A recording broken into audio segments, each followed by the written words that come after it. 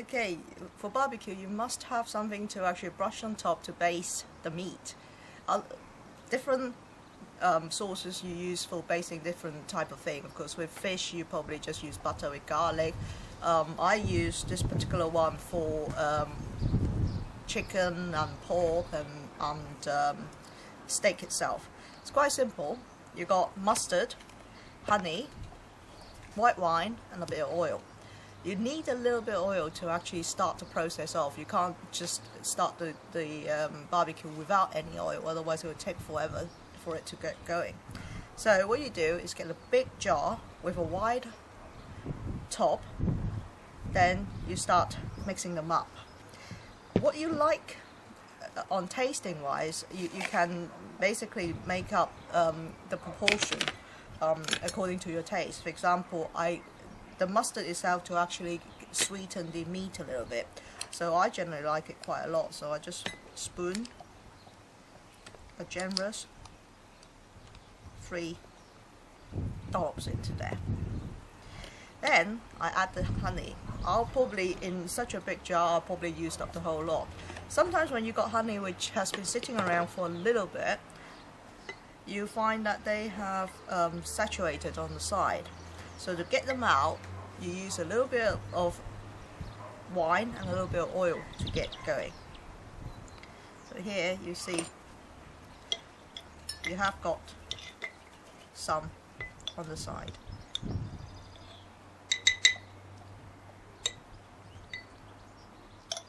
Do.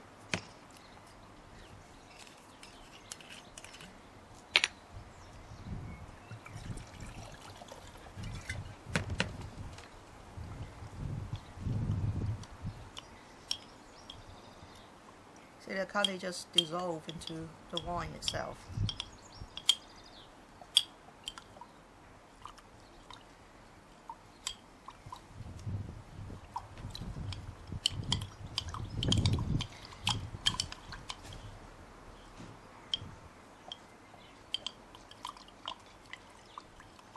Now I use quite a lot of alcohol to actually make up the sauce itself. I actually don't use any water.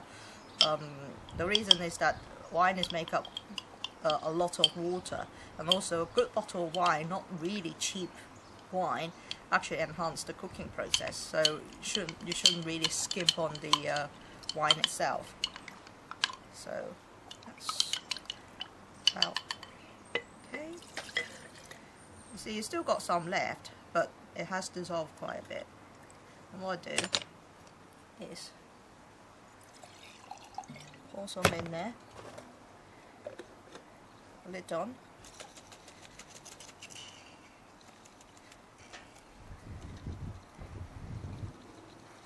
give it a good shake,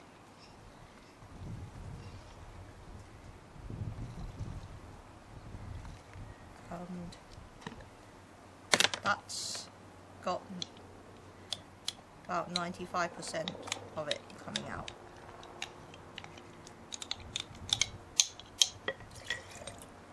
Okay, now you see it's fairly clean. Now this mixture itself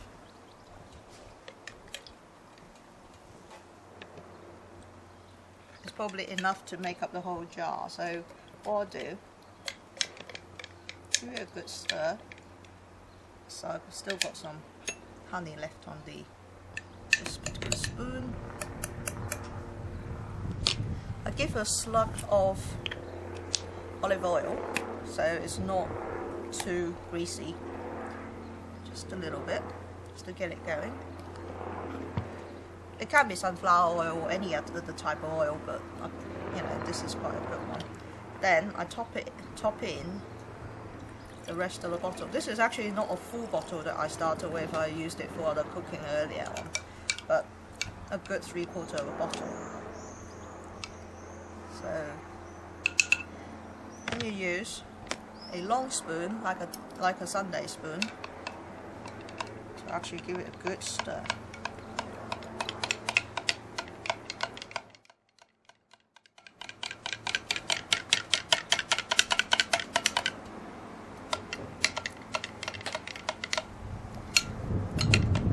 Now this is done. This is ready to use. You can actually see the grain itself. That's actually, and the honey actually all mixed up. So you use this to actually brush the wire before you put the meat on, and then as soon as you put it on, start brushing onto it. I find these much better, the silicone brushes nowadays, because they actually do tolerate very high temperature, and they don't get bits sticking to it and easy to clean afterwards, so you don't have anything left behind. If you're really concerned, what you should really do is to use a separate jar for the raw meat and a separate brush, and a jar for meat that actually already been cooking, so that's no cross-contamination. So, bon appetit.